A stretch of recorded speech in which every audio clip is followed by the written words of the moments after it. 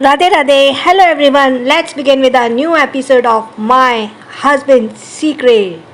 और मुझे लगता है आप सबने चैनल सब्सक्राइब कर दिया है. अगर है गया तो जल्दी से सब्सक्राइब कर दो. And so let's start. Anirudh के ऑफिस से निकलने के बाद मनीषा एक रेस्टोरेंट में अकेली बैठी थी. ऐसा लग रहा था जैसे वो किसी का इंतजार कर रही हो. उसके चेहरे पर एक तनाव साफ नजर आ रहा था. वो बार बार अपनी घड़ी को देखती और फिर सामने टेबल पर रखे ग्लास से पानी पीती. मनीषा अब तक 4 ग्लास पानी पी चुकी थी. तभी एक जानी पहचानी आवाज ने मनीषा का नाम पुकारा. मनीषा. जैसे ही मनीषा ने अपना नाम सुना वो फौरन पीछे मुड़ी. उसके पीछे खड़े शख्स का चेहरा देखकर मनीषा के दिल में मानो एक आग सी लग गई, क्योंकि वो चेहरा मनीषा कभी भी देखना बर्दाश्त नहीं कर पाती थी. तभी वो शख्स मनीषा के सामने वाली कुर्सी पर आकर बैठ गया. वो चेहरे पर एक हल्की मुस्कान लिए मनीषा से बोला, मुझे यकीन नहीं हो रहा है कि तुमने मुझे आज मिलने के लिए बुलाया है. जब पिछली बार हम मिले थे तब मुझे लगा था कि उस दिन के बाद से तुम मेरा चेहरा कभी नहीं देखना चाहोगी, लेकिन आज जब तुमने मुझे मिलने के लिए फोन किया तो मुझे बड़ा ताज्जुब हुआ. मैं जानता हूँ कि तुम मुझसे क्यों मिलना चाहती हो. कहीं तुम्हारे मन में मेरे लिए कुछ है तो नहीं. ये सुनते ही मनीषा आग बबूला हो गई, पर उसने खुद पर काबू पाते हुए कहा, देखो संजीव, मैंने तुम्हें यहाँ फालतू की बात करने के लिए नहीं बुलाया है. मैं तुमसे अपने बारे में नहीं बल्कि अनीशा के बारे में बात करना चाहती हूँ. अनीशा का नाम सुनते ही संजीव के चेहरे की मुस्कान फीकी पड़ गई. तभी मनीषा ने आगे कहा, तुमने और अनीशा ने मेरे साथ जो भी किया मुझे उससे कोई फर्क नहीं पड़ता, लेकिन जो तुम अनीशा के साथ कर रहे हो वो गलत है. संजीव ने अपनी भौएं सिकोड़ते हुए कहा, मैं अनीशा के साथ गलत कर रहा हूँ?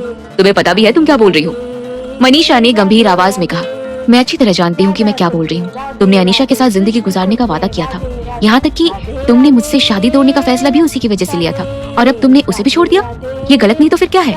मनीषा की बात सुनकर संजीव के चेहरे पर तनाव आ गया. वो चिढ़ते हुए बोला, लगता है अनीशा ने तुम्हें काफी कुछ बताया है, लेकिन शायद उसने तुम्हें पूरी बात नहीं बताई, इसलिए तुम मुझसे ऐसी बातें कर रही हो. मनीषा ने तीखे शब्दों में कहा, तुम दोनों के बीच क्या बात हुई ये तुम दोनों का निजी मामला है. मैं उसके बारे में कोई बात नहीं करना चाहती, लेकिन जो गलत है वो गलत है, इसलिए बेहतर यही होगा कि तुम दोनों आपस में सुलह कर लो. संजीव मुंह बनाते हुए बोला, लेकिन तुम सिर्फ एक तरफा बात सुनकर मेरी जिंदगी का फैसला नहीं कर सकती. देखा जाए तो ये भी गलत ही है. अगर तुम्हें हम दोनों की जिंदगी का फैसला करना है तो तुम्हें मेरी बात भी सुननी ही पड़ेगी. संजीव की बात ठीक थी. मनीषा को सिर्फ अनीशा की बात सुनकर उसका पक्ष लेना ठीक नहीं लगा. उसने संजीव से पूरी बात बताने के लिए कहा. संजीव बोला, जब मेरी तुमसे शादी तय हुई थी तब वो अनीशा ही थी जिसने मुझे अपनी ओर आकर्षित किया था, और मैं उसके प्यार के जाल में फंस गया. पर मुझे काफी समय बाद पता चला कि अनीशा मुझसे नहीं बल्कि मेरे पैसों से प्यार करती थी. संजीव की बात सुनकर मनीषा के माथे पर तनाव आ गया, पर फिर भी वो संजीव को उसकी बात रखने का पूरा मौका देना चाहती थी, इसलिए उसने उसे बीच में टोकना जरूरी नहीं समझा. संजीव ने आगे कहा, दरअसल तुम्हारे घर के हालात ठीक नहीं थे और अनीशा को ऐसा लड़का चाहिए था जो उसके खर्चे उठा सके. वो एक आलीशान जिंदगी जीना चाहती थी, और जहाँ तक रही बात अनिरुद्ध से उसकी शादी की, तो उसके अपाहिज होने पर अनीशा ने अपना मन बदल लिया था. अनिरुद्ध का नाम सुनते ही मनीषा खुद को रोक न सकी. वो संजीव को बीच में ही टोकते हुए बोली, अगर तुम्हें इस बात का पता था तो तब तुमने कुछ क्यों नहीं किया? इतने वक्त तुम अनीशा के साथ क्यों थे?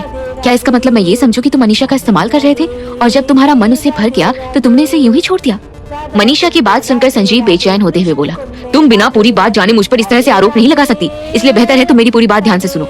मुझे भी ऐसा लगता था कि भले मेरे पैसों के लिए ही सही, पर अनीशा मेरे साथ तो है. लेकिन अभी कुछ दिन पहले मुझे पता चला कि अनीशा मेरे पीठ पीछे कुछ दूसरे अमीर घर के लोगों के साथ घूम फिर रही है, और जब भी मैंने उससे इस बारे में पूछा तो उसने इस बात से साफ इनकार कर दिया.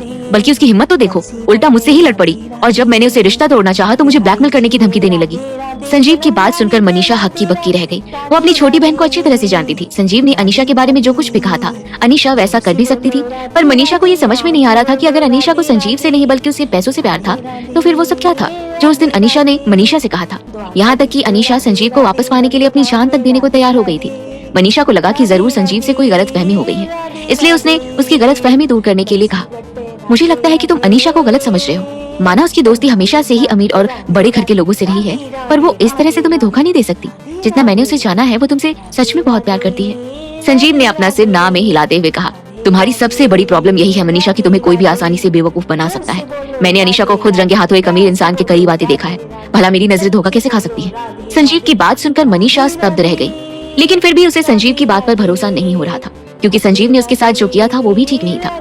मनीषा को समझ में नहीं आ रहा था कि अनीशा और संजीव में कौन ज्यादा गलत था. वो तीखे शब्दों में बोली, धोखे की बात तुम ना ही करो तो अच्छा है. अगर अनीशा अपनी जगह गलत है तो तुम भी कोई दूध के धुले नहीं हो, लेकिन इस बार मैंने अनीशा की आंखों में तुम्हारे लिए प्यार देखा है, और मैं पूरी यकीन के साथ कह सकती हूँ कि इसमें उसकी कोई गलती नहीं है. और रही बात तुम्हारी नजरों की, तो जो खुद गलत होता है उसे पूरी दुनिया भी गलत नजर आती है। मनीषा की बात सुनकर संजीव समझ गया था कि वो उसकी बात पर आसानी से यकीन नहीं करने वाली थी। संजीव का मन तो चाह रहा था कि वो मनीषा को उसकी बात का करारा जवाब दे, लेकिन फिर संजीव ने अपने दिमाग के घोड़े दौड़ाए। अनुराधा जी की वजह से विनायक बाबू ने संजीव को अपनी कंपनी में मैनेजर बनाया था। संजीव ने मनीषा से बहस करना जरूरी नहीं समझा, क्योंकि मनीषा से पंगा लेने का मतलब था सीधा अनिरुद्ध से पंगा लेना, जो कंपनी में उसका बुरा हाल कर सकता था। इसलिए संजीव ने मनीषा का विरोध करना भी ठीक नहीं समझा। उसने तुरंत गिरगिट की तरह अपना रंग बदलते हुए कहा, तुम्हारी बातों से लग रहा है कि शायद तुम ठीक कह रही हो। वो अमीर इंसान जरूर अनीशा का सिर्फ एक अच्छा दोस्त ही होगा, पर मैं क्या करता मनीषा। मैं अनीशा से इतना प्यार करता हूँ कि मैं उसे लेकर पॉसेसिव हो गया था।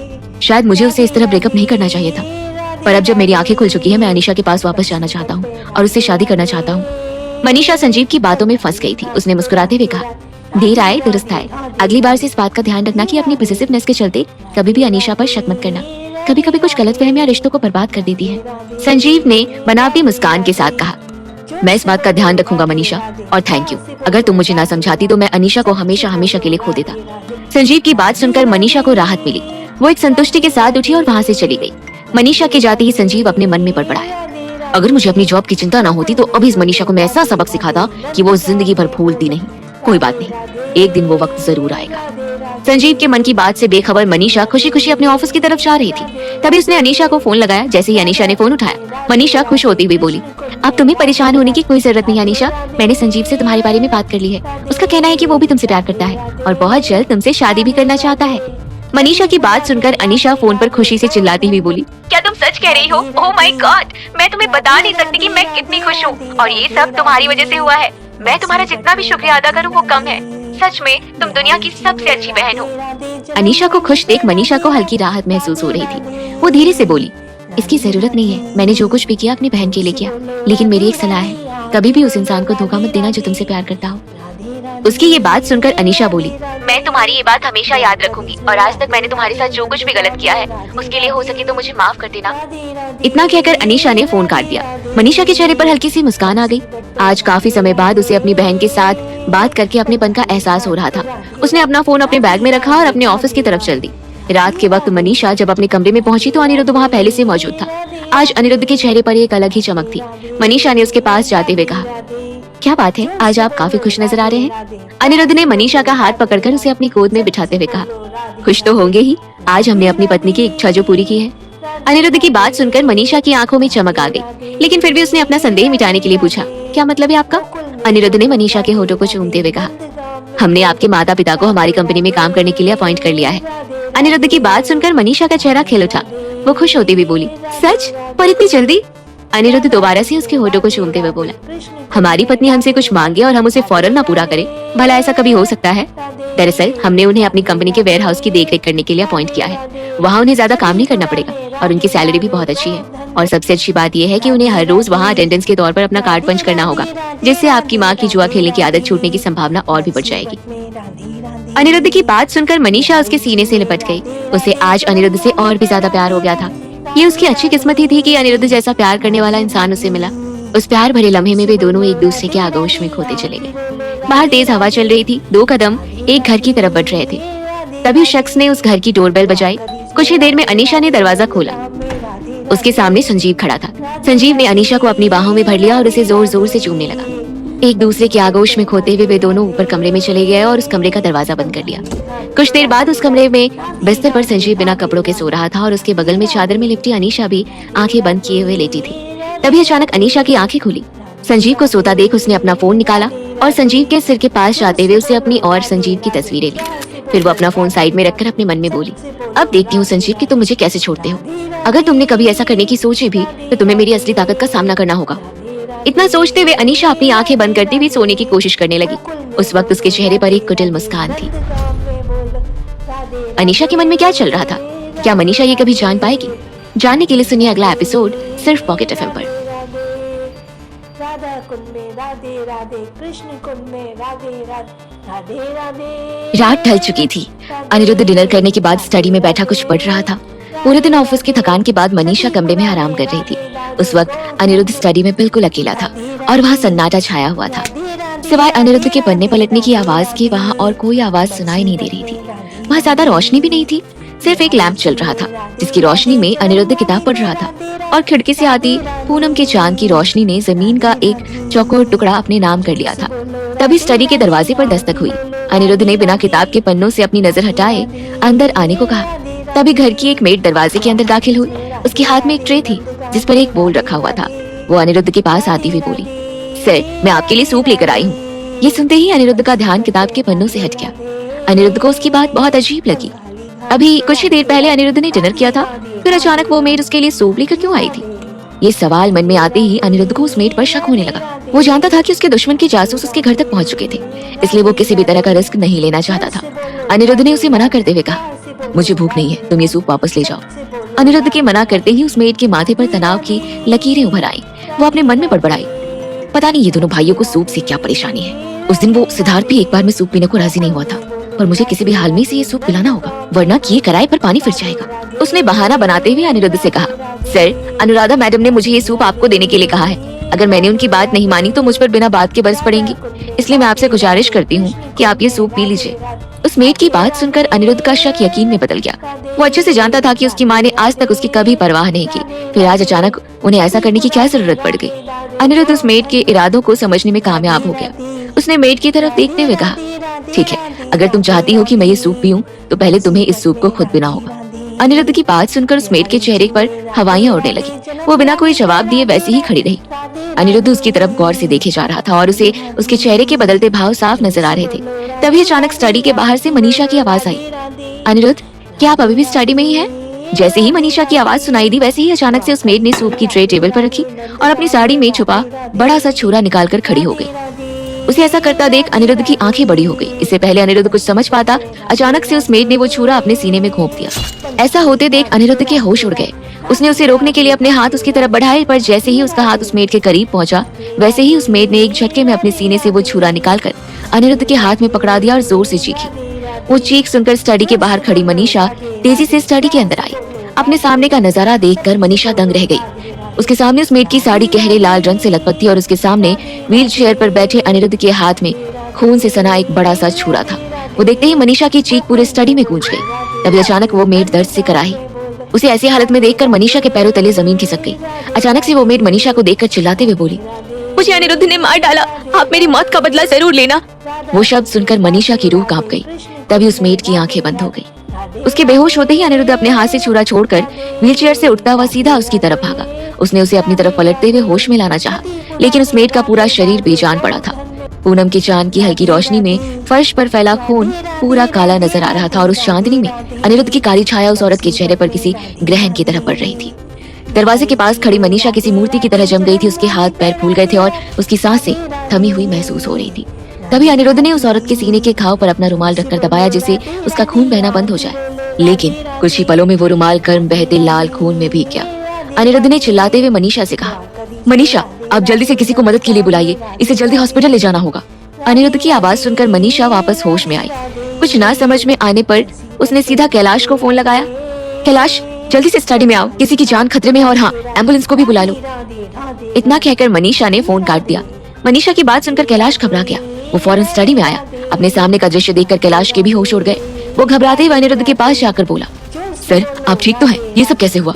अभी बात करने का सही वक्त नहीं है कैलाश, हमें जल्दी से इसे हॉस्पिटल ले जाना होगा। अनिरुद्ध की बात सुनकर कैलाश बोला, मैंने एम्बुलेंस बुला ली है, वो अभी थोड़ी देर में आती होगी। तभी बाहर से एम्बुलेंस के सायरन की आवाज आई। उसे सुनते ही अनिरुद्ध ने उस मेड को अपनी गोद में उठाया और स्टडी के बाहर जाने लगा। तभी मनीषा उसके सामने आकर खड़ी हो गई और उसे बीच में ही रोकते हुए बोली, आप इसे लेकर बाहर मत जाइए, आप इसे कैलाश को दे दीजिए, मैं और कैलाश इसे लेकर हॉस्पिटल जाएंगे। इससे पहले कोई आपको अपने पैरों पर खड़ा देख ले, आप जाकर अपनी व्हीलचेयर पर बैठ जाइए। मनीषा की बात सुनकर कैलाश भी उसका साथ देते हुए बोला, हाँ सर, मनीषा मैडम ठीक कह रही है। अगर किसी ने आपको अपने पैरों पर खड़ा देख लिया तो आपके दुश्मनों को आपका सच पता चल जाएगा और फिर वो आपको और ज्यादा नुकसान पहुंचा सकते हैं। अनिरुद्ध को उन दोनों की बात समझ में आई। उसने उस मेड को कैलाश को पकड़ाया और खुद जाकर वापस से अपनी व्हीलचेयर पर बैठ गया। कैलाश उस मेड को अपनी गोद में उठाकर नीचे की तरफ दौड़ा। उसके पीछे पीछे मनीषा भी नीचे की ओर भागी। एम्बुलेंस की आवाज से घर के बाकी के सदस्य भी अपने अपने कमरों से बाहर निकलकर लिविंग एरिया में आ गए। तभी उनकी नजर कैलाश पर पड़ी जो अपनी गोद में बेजान पड़ी मेड को लेकर बाहर की तरफ तेजी से बढ़ रहा था। उसके साथ मनीषा भी थी। वो दृश्य देखकर सबके पैरों तले जमीन खिसक गई। उन्होंने कैलाश और मनीषा से पूरी बात जानने की कोशिश की, पर उस वक्त वो दोनों उन्हें कुछ भी बताने की हालत में नहीं थे। वो सीधा उस मेड को एम्बुलेंस तक ले गए और उसमें उसे लिटाकर खुद भी उस एम्बुलेंस में बैठ गए। वो एम्बुलेंस रघुवंशी स्टेट से निकलकर हॉस्पिटल की तरफ चल दी। अनिरुद्ध स्टडी में शांत बैठा था। आज एक बार फिर पूनम की रात रघुवंशी परिवार के लिए खूनी रात बनकर आई थी। तभी अनुराधा जी स्टडी में दाखिल हुई। अंदर आते ही उनकी नजर फर्श पर पड़े खून पर पड़ी। खून देखते ही अनुराधा जी के पूरे शरीर में एक सिहरन सी फैल गई। तभी उनकी नजर स्टडी के एक कोने पर पड़ी, जहां जमीन पर खून में डूबा एक छुरा पड़ा था और अनिरुद्ध अपनी व्हीलचेयर पर बैठा था, जिसके हाथ खून से सने थे। ये देखते ही अनुराधा जी की आंखें बड़ी हो गई और वो गुस्से से अनिरुद्ध की तरफ जाती हुई तेज आवाज में बोली, आखिर इस बार भी तुम अपनी हरकत से बाज नहीं आए। मिल गया तुम्हें सुकून। चाहे कोई कुछ भी कहे, पर मैं जानती हूँ कि इन सारी हत्याओं के पीछे तुम ही हो और इसका जीता जागता सबूत तुम्हारे हाथों पर उस मेज का खून। अनुराधा जी की बात सुनकर अनिरुद्ध गंभीर आवाज में बोला, मैंने किसी का खून नहीं किया है। उस मेड ने खुद को ही छुरा मारा था। अनुराधा जी भौहें सिकोड़ती हुई बोली, तो मुझे बेवकूफ समझते हो? भला वो मेड खुद की जान क्यों लेगी? अनिरुद्ध ने अनुराधा जी की तरफ पैनी नजरों से देखते हुए कहा, हमने उस मेड को यहाँ नहीं बुलाया था। वो आपके कहने पर हमें जबरदस्ती यहाँ वो सूप देने आई थी जो आपने हमारे लिए भिजवाया था। इतना कहकर अनिरुद्ध ने पास की टेबल की तरफ इशारा किया, जिसके ऊपर सूप की ट्रे रखी थी। अनिरुद्ध की बात सुनकर अनुराधा जी हैरान होती हुई बोली, सूप? और मैंने? ये क्या बकवास कर रहे हो? मैंने कोई सूप नहीं भिजवाया था। अनिरुद्ध अनुराधा जी की आंखों में देख पा रहा था कि वो सच बोल रही थी।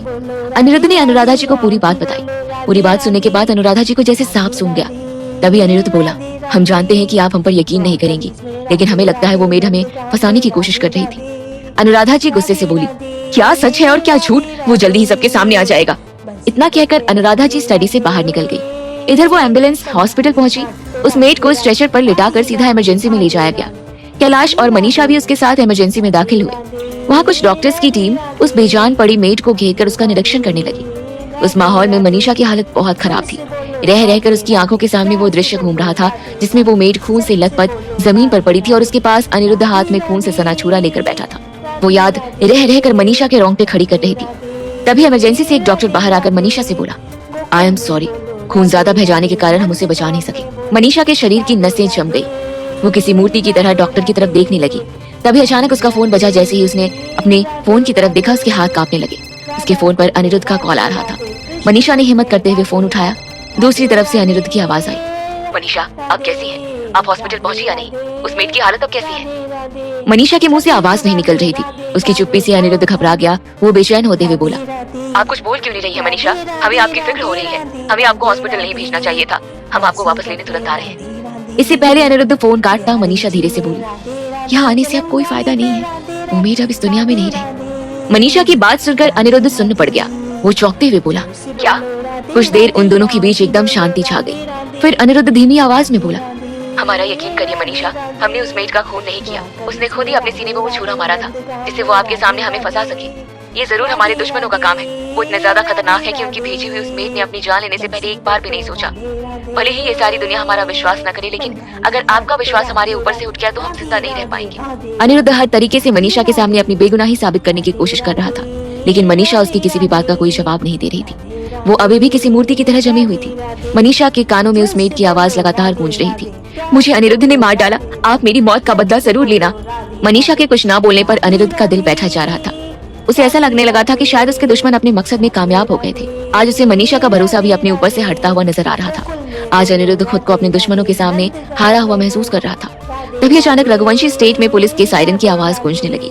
कुछ ही देर में एक तेज आवाज के साथ स्टडी का दरवाजा खुला और एक इंस्पेक्टर के साथ 2 कांस्टेबल अनिरुद्ध के सामने आकर खड़े हो गए। पुलिस ने उस कमरे में पड़ा खून और छुरा देखा तो फिर वो इंस्पेक्टर अनिरुद्ध की तरफ तीखी नजरों से देखते हुए बोले, मिस्टर अनिरुद्ध रघुवंशी, आपके ऊपर अपनी मेड के खून का इल्जाम है। You are under arrest. Police को वहाँ किसने बुलाया था? क्या मनीषा भी अनिरुद्ध को कातिल समझ बैठी है? क्या अनिरुद्ध अपनी बेगुनाही साबित कर पाएगा? जानने के लिए सुनिए अगला एपिसोड सिर्फ पॉकेट एफएम पर। राधे राधे जन्मभूमि पे राधे राधे राधे। फोन पर इंस्पेक्टर की बात सुनकर मनीषा होश में आई। अनिरुद्ध के जेल जाने के ख्याल से ही मनीषा ऊपर से नीचे तक कांप गई। इससे पहले वो कुछ बोल पाती, दूसरी तरफ से फोन कट गया। मनीषा का कलेजा मुंह को आया। उसे समझ में नहीं आ रहा था कि वो क्या करे। उसने कई बार अनिरुद्ध को फोन लगाने की कोशिश की, लेकिन हर बार अनिरुद्ध का फोन स्विच ऑफ जा रहा था। जब मनीषा को कुछ समझ में नहीं आया तब उसने लैंडलाइन पर फोन किया। फोन की दूसरी तरफ से बुआ जी की आवाज आई, हेलो, कौन बोल रहा है? मनीषा हड़बड़ाती हुई बोली, हेलो बुआ जी, मैं मनीषा बोल रही हूँ। क्या अनिरुद्ध ठीक है? मैं कब से उनका फोन ट्राई कर रही हूँ, फोन बंद आ रहा है। मनीषा की बात सुनकर बुआ जी रुआसी आवाज में बोली, क्या बताऊं बेटा, ऐसा लग रहा है जैसे हमारे खानदान को किसी का श्राप लग गया है। तुम्हारे जाने की कुछ देर बाद यहाँ पुलिस आ गई। पता नहीं उन्हें किसने खबर की। वो अनिरुद्ध को अपने साथ लेकर गए हैं। उन्होंने अनिरुद्ध का फोन भी छीन लिया, यहाँ तक कि उन्होंने अनिरुद्ध को किसी से मिलने भी नहीं दिया। पता नहीं हमारा अनिरुद्ध किस हालत में होगा। बुआ जी की बात सुनकर मनीषा सदमे में आ गई। वो फोन काटते हुए सीधा हॉस्पिटल के बाहर दौड़ी। वहाँ खड़े कैलाश ने जब मनीषा को पागलों की तरह दौड़ते देखा तो वो उसके पीछे भागा। मनीषा मैडम रुकिए, आप कहाँ जा रही हैं? पर मनीषा को उस वक्त किसी की भी आवाज सुनाई नहीं दे रही थी। उसे सिर्फ अनिरुद्ध की चिंता सताई जा रही थी। कैलाश दौड़ता हुआ मनीषा के सामने आकर खड़ा हो गया। उसने मनीषा का रास्ता रोकते हुए कहा, क्या हुआ मैडम, आप कहाँ जा रही हैं? आपको मेरी आवाज तक सुनाई नहीं दे रही थी, सब ठीक तो है? मनीषा घबराती हुई कैलाश से बोली, कुछ भी ठीक नहीं है कैलाश। पुलिस ने अनिरुद्ध को मर्डर के इल्जाम में अरेस्ट कर लिया है। वो उन्हें पुलिस स्टेशन ले गए हैं। मुझे किसी भी हालत में उनके पास जाना है। मनीषा की बात सुनकर कैलाश के चेहरे का रंग उड़ गया। वो हड़बड़ाते हुए बोला, क्या? पर पुलिस को इसके बारे में किसने बताया? आप परेशान न हो, मैं भी आपके साथ पुलिस स्टेशन चलता हूँ। आप धीरज रखिए, सर को कुछ नहीं होगा। इतना कहते हुए कैलाश ने हॉस्पिटल के बाहर एक टैक्सी बुलाई और मनीषा के साथ उसमें बैठकर पुलिस स्टेशन की तरफ चल दिया। इधर पुलिस के इंट्रोगेशन रूम में अनिरुद्ध अपनी व्हीलचेयर पर इंस्पेक्टर के सामने बैठा था। उसके चेहरे पर कोई भाव नहीं थे। तभी इंस्पेक्टर ने उससे पूछा, तो मिस्टर रघुवंशी, आपका कहना है कि आपने ये खून नहीं किया है? अनिरुद्ध ने गंभीर आवाज में कहा, नहीं। पुलिस इंस्पेक्टर अपनी भौहें सिकोड़ते हुए बोला, तो फिर आपकी स्टडी में फैला खून और उस छुरे और आपके हाथ पर लगा खून किसका था? अनिरुद्ध ने उसी गंभीरता से जवाब दिया, मेरी मेड का। इंस्पेक्टर सामने पड़े टेबल पर अपना हाथ जोर से पटकते हुए तेज आवाज में बोला, तो फिर तुम ये क्यों नहीं मान लेते कि उस औरत को तुम्ही ने मारा है? इंस्पेक्टर की तेज आवाज सुनकर भी अनिरुद्ध ने कोई प्रतिक्रिया नहीं दी। उसने शांत लहजे में कहा, क्योंकि मैंने किसी का खून नहीं किया है। इंस्पेक्टर चिढ़ गया। वो अपनी कुर्सी से उठकर गुस्से में टहलता हुआ बोला, तो फिर क्या तुम मुझे बता सकते हो कि उसे किसने मारा? अनिरुद्ध उसी लहजे में बोला, उसने खुद ही अपनी जान ली है। इंस्पेक्टर तेजी से अनिरुद्ध के पास आते हुए बोला, तुम्हें पता भी है तुम क्या कह रहे हो? भला कोई इंसान खुद की जान क्यों लेगा? अनिरुद्ध इंस्पेक्टर की आंखों में देखकर बोला, क्योंकि वो मुझे फंसाना चाहती थी। उसे मेरे दुश्मनों ने भेजा था। इंस्पेक्टर का सब्र अब जवाब देने लगा था। उसने वहाँ बैठे कांस्टेबल से तेज आवाज में कहा, सखाराम, मुझे इस इंसान का पूरा स्टेटमेंट चाहिए। इतना कहकर वो इंस्पेक्टर तेजी से उस कमरे से बाहर निकल गया और वो कांस्टेबल अनिरुद्ध का स्टेटमेंट लेने लगा। कुछ देर बाद एक टैक्सी पुलिस स्टेशन के बाहर आकर रुकी। मनीषा टैक्सी का दरवाजा खोलकर पुलिस स्टेशन के अंदर भागी और उसके पीछे पीछे कैलाश भी भागा। अंदर जाते ही मनीषा जोर जोर से अनिरुद्ध का नाम पुकारने लगी। मनीषा के शोर से वहाँ काम कर रहे पुलिस वाले हैरान हो गए। तभी इंस्पेक्टर अपने कैबिन से बाहर आते हुए तेज आवाज में बोला, ये क्या हो रहा है मेरे पुलिस स्टेशन में? इंस्पेक्टर को देखकर मनीषा तेजी से उसकी तरफ बढ़ती हुई बोली, इंस्पेक्टर, मैं अनिरुद्ध की पत्नी हूँ मनीषा, मुझे उनसे अभी मिलना है। इंस्पेक्टर ने मनीषा को ऊपर से नीचे तक देखते हुए कहा, ओह, तो आप हैं मिसेस मनीषा रघुवंशी। आप इसी वक्त मेरे कैबिन में आइए। इतना कहकर वो इंस्पेक्टर अपने कैबिन में जाने लगा और मनीषा उसके पीछे पीछे चल दी। तभी कैलाश भी इंस्पेक्टर के कैबिन की तरफ बढ़ा, पर इंस्पेक्टर ने उसे बाहर ही रोक दिया और सिर्फ मनीषा के साथ अंदर चला गया। इंस्पेक्टर के कैबिन के अंदर मनीषा बेचैन बैठी थी। उसके सामने वो इंस्पेक्टर बैठा था जिसके हाथ में एक फाइल थी और वो उसे पढ़ रहा था। तभी मनीषा इंस्पेक्टर से बोली, इंस्पेक्टर, मुझे अनिरुद्ध से मिलना है, क्या आप एक बार मुझे उनसे मिलवा सकते हैं? इंस्पेक्टर ने बिना मनीषा की तरफ देखे कहा, I am sorry Mrs Raghuvanshi, आपके पति पर कत्ल के चार्जेस हैं। जब तक हमारी इन्वेस्टिगेशन पूरी नहीं हो जाती आप उनसे नहीं मिल सकती। मनीषा ने बेचैन होते हुए कहा, लेकिन मैं जानती हूँ कि अनिरुद्ध ने किसी का मर्डर नहीं किया है। इंस्पेक्टर मनीषा को घूरते हुए बोला, किसने खून किया है और किसने नहीं वो आप हम पर छोड़ दीजिए। फिलहाल मैं अनिरुद्ध की दी हुई स्टेटमेंट पढ़ रहा था। इसमें लिखा है कि मौकाए वारदात में आप भी वहाँ मौजूद थी, तो इसलिए मुझे आपकी स्टेटमेंट भी लेनी है। मनीषा बोली, ठीक है, आप पूछिए, आपको जो पूछना है।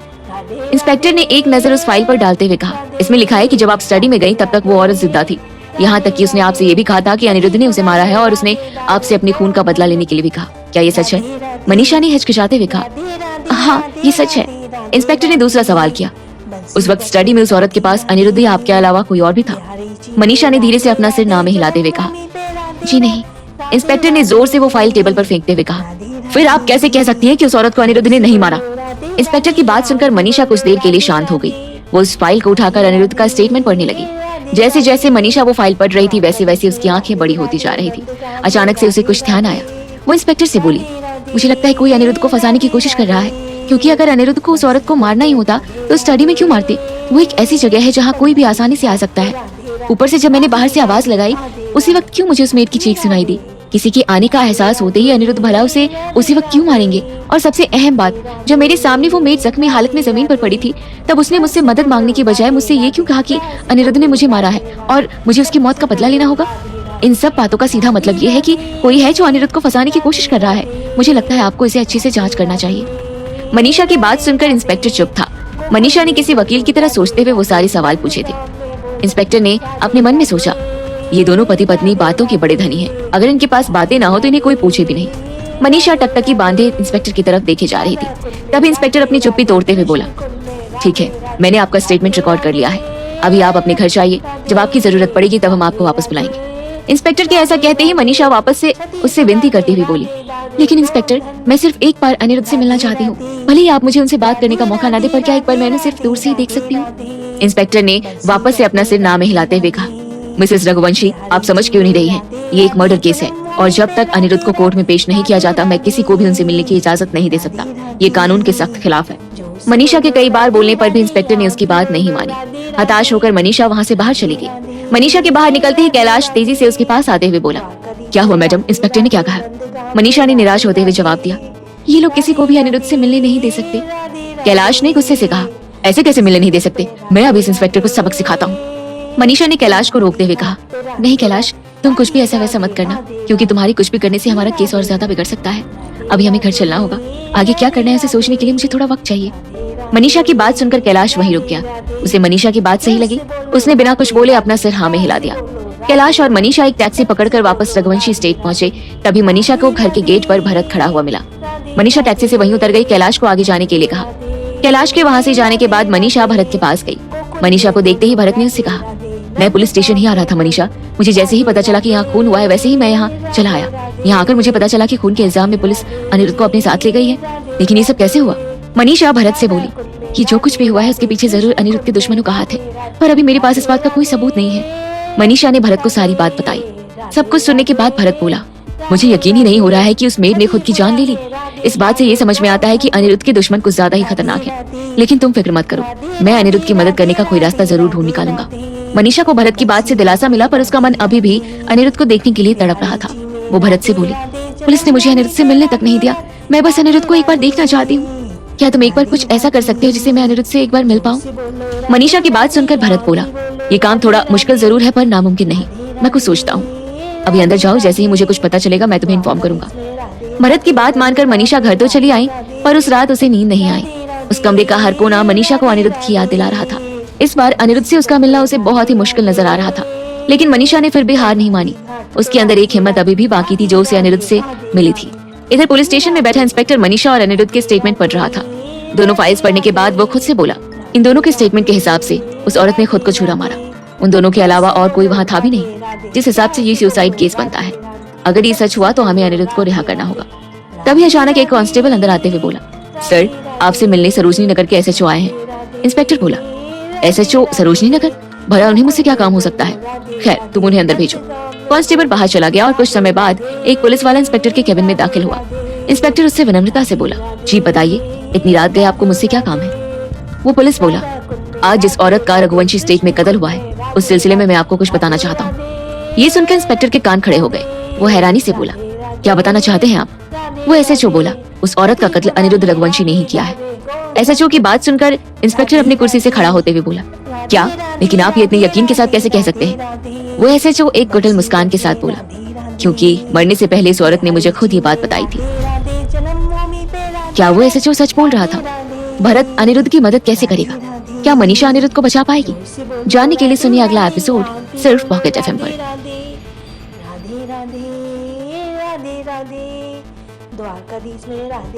इंस्पेक्टर हैरानी से उस एसएचओ की बात सुन रहा था। तभी वो एसएचओ बोला, दरअसल रात के समय मैं उसी एरिया में पेट्रोलिंग पर था। जब हॉस्पिटल से मुझे किसी के ऊपर अटेम्प्ट टू मर्डर की खबर मिली, मैं सीधा हॉस्पिटल गया। वहाँ पहुंचकर मैंने देखा कि उस औरत की सीने पर घाव था और उसका पूरा शरीर खून से नहाया हुआ था। उसकी आंखें बंद थी और उसका चेहरा सफेद पड़ चुका था। मैं उसकी तफ्तीश करने के लिए उसके पास गया। तभी उस औरत ने अचानक से अपनी आंखें खोली और कुछ बड़बड़ाई। मुझे कुछ सुनाई नहीं दिया, तो मैं अपना सिर झुकाकर अपना कान उसके मुंह के पास ले गया। तभी वो औरत मुझसे बोली कि उसकी हत्या अनिरुद्ध ने की है। इतना कहते हुए उस औरत ने अपनी आखिरी सांस ले ली।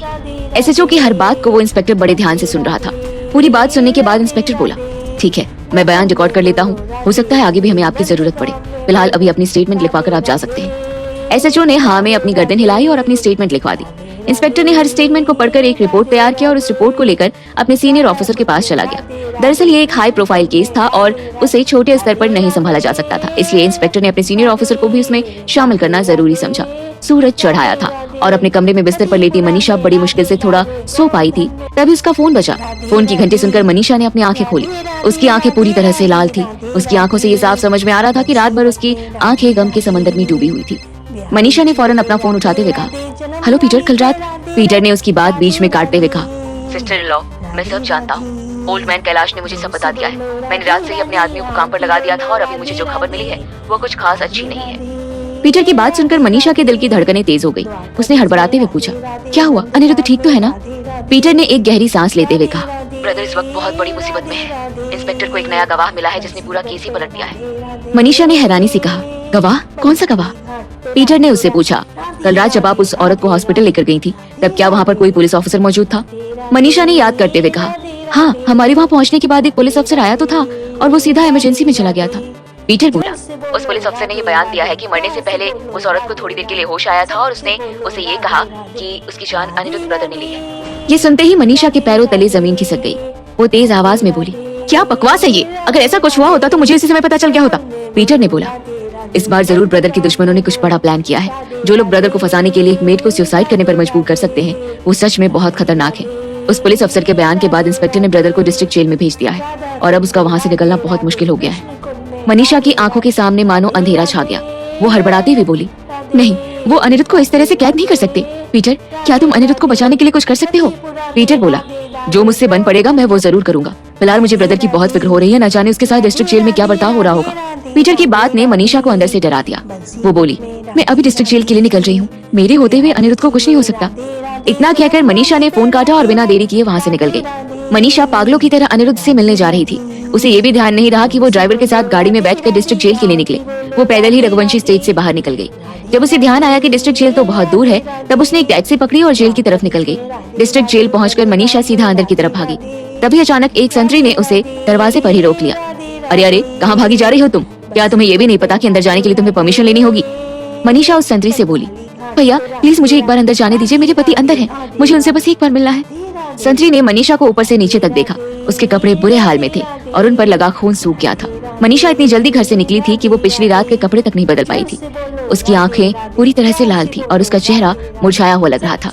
उसकी हालत देखकर संतरी ने उसे पूछा, क्या नाम है तुम्हारे पति का और वो यहाँ किस जुर्म के लिए लाया गया है? मनीषा ने हिचकिचाते हुए कहा, अनिरुद्ध रघुवंशी, उनके ऊपर खून का इल्जाम है, लेकिन उन्होंने किसी का खून नहीं किया है। संतरी मुंह बनाते हुए बोला, यहाँ जो भी कैदी लाया जाता है उसका यही कहना होता है कि उसने कोई जुर्म नहीं किया है। पता नहीं तुम लोग पुलिस को इतना बेवकूफ क्यों समझते हो? फिलहाल तुम यहीं रुको, मैं साहब को फोन करके पूछता हूँ। संतरी ने पास लगे लैंडलाइन का रिसीवर उठाया और उससे एक नंबर लगाया। मनीषा बेसब्री से अनिरुद्ध से मिलने का इंतजार कर रही थी। दूसरी तरफ से फोन उठते ही संतरी बोला, जय हिंद साहब, ये अनिरुद्ध रघुवंशी की पत्नी उनसे मिलने आई है। मनीषा लगातार उस संतरी को देखे जा रही थी और उसके जवाब का इंतजार कर रही थी। संतरी कान में फोन का रिसीवर लगाए ध्यान से बातें सुन रहा था। तभी उसने हाँ में अपनी गर्दन हिलाते हुए फोन रखा। वो मनीषा की तरफ पलट कर बोला, मैं तुम्हें अंदर नहीं जाने दे सकता।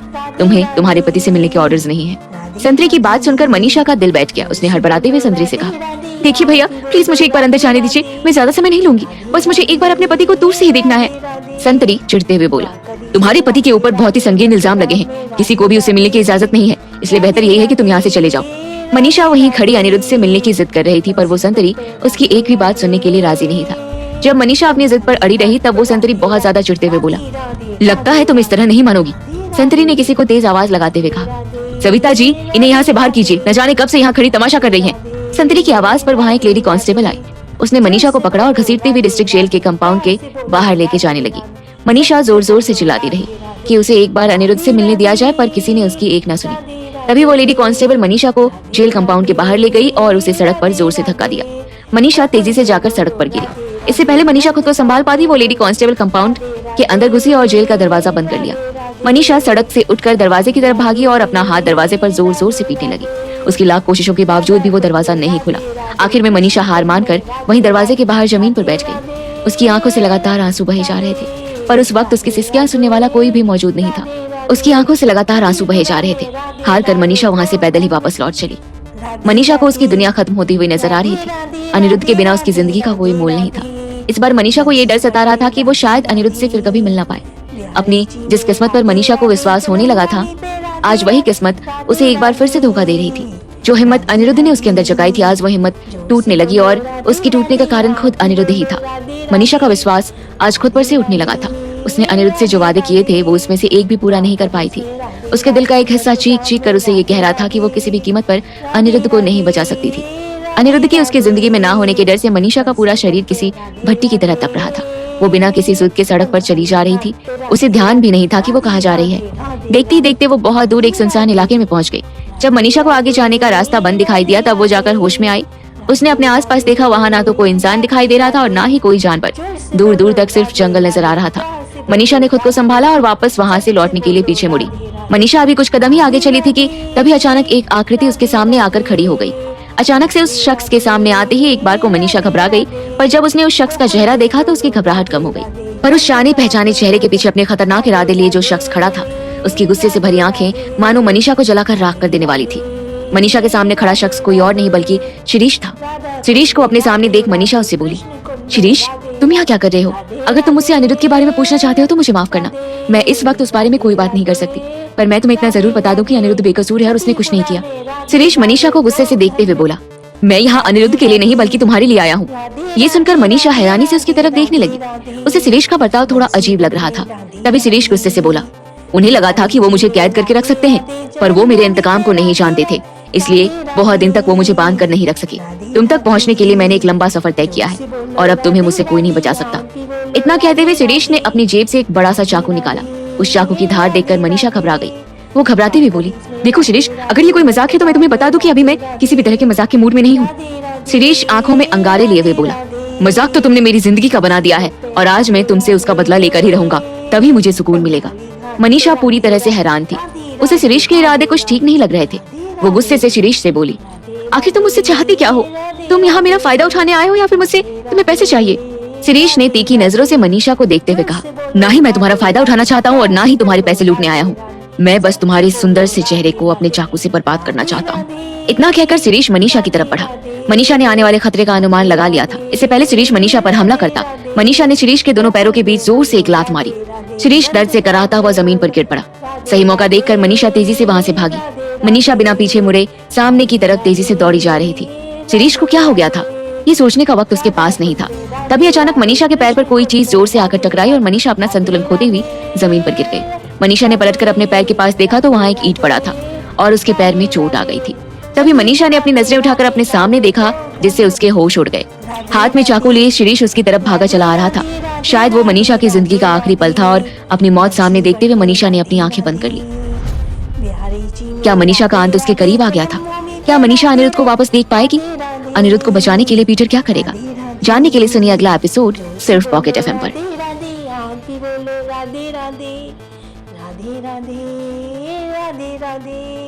हाथ में चाकू लिए शिरीष मनीषा के एकदम करीब आ गया था।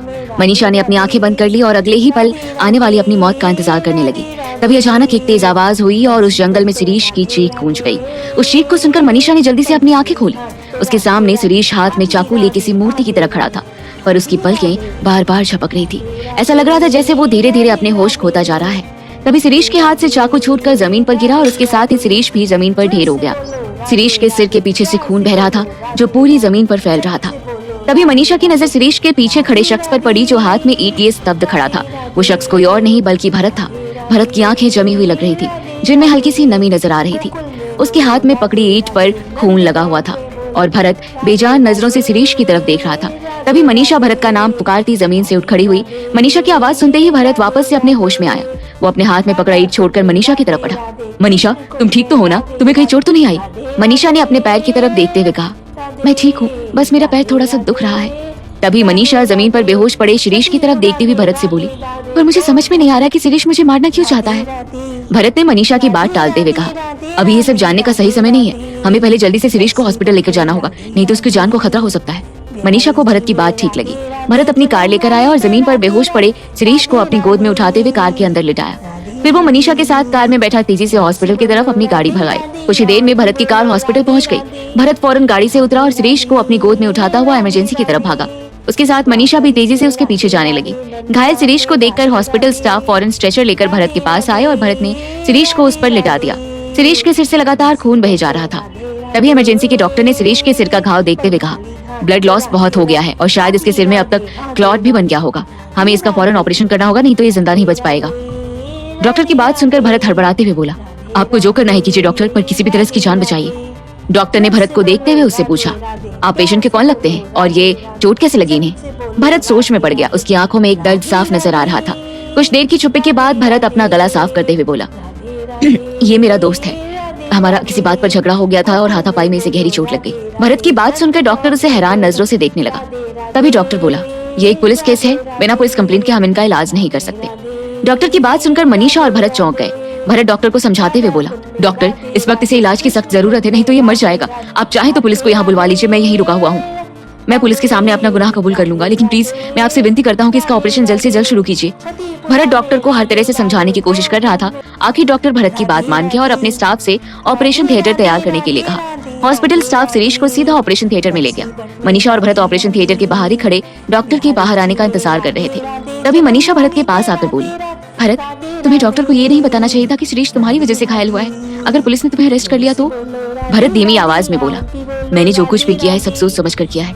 मैं चाहता हूँ कि पुलिस मुझे अरेस्ट कर ले। इस बहाने मैं जेल में अनिरुद्ध के साथ रह पाऊंगा और उसका ध्यान भी रख सकूंगा। मनीषा ने माथे पर तेज लाते हुए कहा, नहीं भरत, ये ठीक नहीं है, तुम्हें ऐसा करने की कोई जरूरत नहीं है। मनीषा, इसके अलावा हमारे पास कोई चारा नहीं है। वो लोग किसी को भी अनिरुद्ध से मिलने नहीं देंगे और मुझे डर है कि अनिरुद्ध के दुश्मन उसे जेल के अंदर कोई नुकसान न पहुंचा दे। इसलिए बेहतर यही है कि मैं जेल जाकर अनिरुद्ध पर नजर रखूं।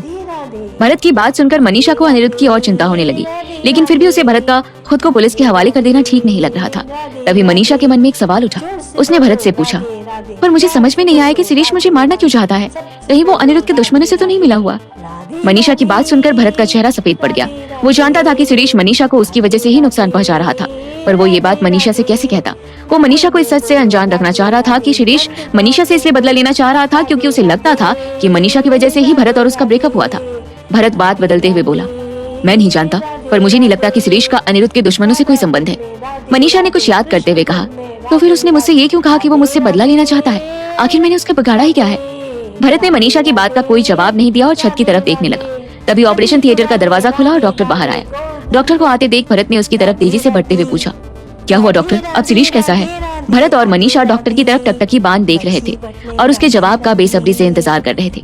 तभी डॉक्टर अफसोस जताते हुए बोला, हमने उसकी जान तो बचा ली है, पर क्या डॉक्टर? भरत ने पूछा।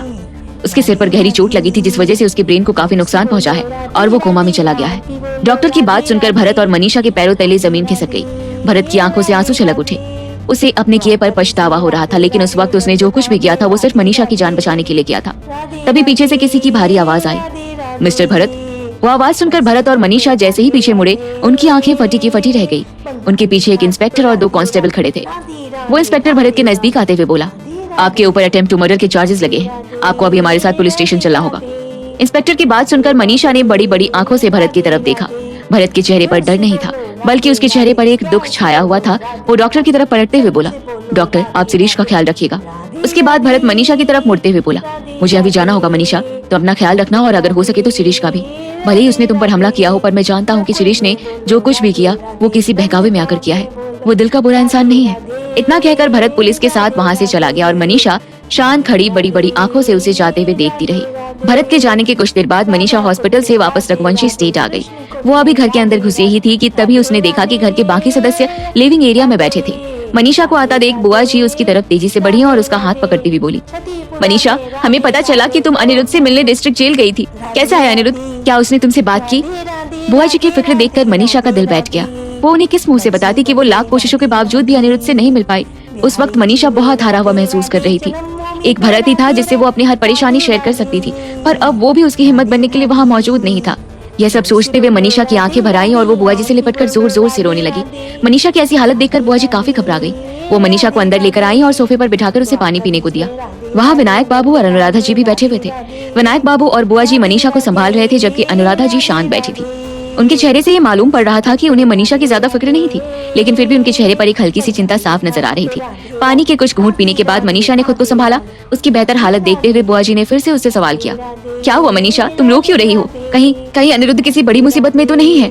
जल्दी बताओ, मेरा दिल बैठा जा रहा है। मनीषा ने अपने आंसू पोंछते हुए कहा, उन्होंने मुझे अनिरुद्ध से मिलने ही नहीं दिया बुआ जी। मैंने उनसे लाख मिन्नतें की, पर उसके बावजूद उन्होंने मुझे अंदर तक जाने नहीं दिया, बल्कि मुझे जेल कंपाउंड के बाहर फेंकवा दिया। मनीषा की बात सुनकर बुआ जी के चेहरे पर हवाइयां उड़ने लगी। तभी वहाँ बैठे विनायक बाबू गुस्से से बोले, ऐसे कैसे उन्होंने तुम्हें अनिरुद्ध से मिलने नहीं दिया? तुम उसकी पत्नी हो और रघुवंशी खानदान की बहू। भला उनकी जरूरत भी कैसे हुई तुम्हें अंदर जाने से रोकने की? और तो और उनकी ये हिम्मत कि तुम्हें जेल के कंपाउंड से बाहर तक फेंक दिया। मैं अभी कमिश्नर को फोन करके सबकी खबर लेता हूँ। मनीषा ने विनायक बाबू को रोकते हुए कहा, नहीं पापा, गुस्से में कोई फैसला मत लीजिए, नहीं तो हमारा केस बिगड़ सकता है। दरअसल उन्होंने मुझे इसलिए अनिरुद्ध से मिलने नहीं दिया क्योंकि कत्ल के वक्त मैं वहाँ मौजूद इकलौती गवाह थी और हाल फिलहाल में पुलिस को अनिरुद्ध के खिलाफ कुछ नए सबूत और गवाह मिले हैं, इसलिए उनसे किसी को मिलने के लिए नहीं दिया जा रहा है। मनीषा की बात सुनकर अनुराधा जी बोली, गवाह? कौन सा गवाह? अनुराधा जी की आंखें कुछ अलग ही नजर आ रही थी। मनीषा कुछ पल के लिए उनकी आंखों को पढ़ने की कोशिश करती रही। फिर मनीषा ने एक गहरी सांस लेकर कहा, जब हम उस मेट को लेकर हॉस्पिटल गए थे तब वहाँ एक पुलिस वाला भी मौजूद था। उसका कहना है कि उस मेट ने मरने से पहले उससे ये कहा था कि उसकी जान अनिरुद्ध ने ली है। मनीषा की बात सुनकर अनुराधा जी तेज आवाज में बोली, मैं जानती थी, मुझे हमेशा से यकीन था कि हमारे यहाँ जितने भी कत्ल हुए हैं उसके पीछे अनिरुद्ध ही है, पर मेरी बात कोई सुनता नहीं। सबको लगता था कि मैं अनिरुद्ध से अपनी कोई दुश्मनी निकाल रही हूँ। अनुराधा जी की बात सुनकर विनायक बाबू का खून खौल उठा। वो उन पर चिल्लाते हुए बोले, बस करो, हमारा बेटा जेल में है, उसके ऊपर खून का झूठा इल्जाम लगा है, यहाँ हम में से कोई उससे मिलने नहीं जा पा रहा है और तुम हो कि अनाप शनाप बके जा रही हो। अरे कैसी माँ हो तुम! भले ही तुम्हारे अंदर अनिरुद्ध को लेकर ममता न बची हो, पर मुझे अपने बेटे की आज भी फिक्र है और मैं किसी की भी गवाही को सच मानकर नहीं बैठ सकता, क्योंकि मैं जानता हूँ कि मेरा बेटा निर्दोष है। मैं अभी अपने वकील के पास जाकर अनिरुद्ध की जमानत करवा के आता हूँ। इतना कहते हुए विनायक बाबू तेजी से उठे।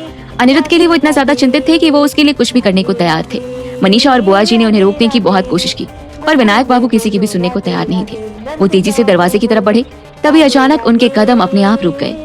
उनकी आंखों के सामने अंधेरा छाने लगा और उनकी सांसें तेज होने लगी। लड़खड़ाते हुए पैरों के साथ विनायक बाबू वहीं जमीन पर गिरकर बेहोश हो गए, जिसे देखकर वहां बैठे सभी लोग के होश उड़ गए। आखिर विनायक बाबू को क्या हुआ था? क्या भरत अपने मकसद में कामयाब हो पाएगा? क्या मनीषा शिरीष का सच जान पाएगी? को एपिसोड कैसा लगा कमेंट बॉक्स में जरूर बताइएगा। और थैंक्स फॉर लिसनिंग। छोटों को प्यार, बड़ों को सम्मान। राधे राधे। जिसका सब्सक्राइब करना रह गया वो जल्दी से सब्सक्राइब करे। और थैंक्स फॉर लिसनिंग। छोटों को प्यार, बड़ों को सम्मान। राधे राधे।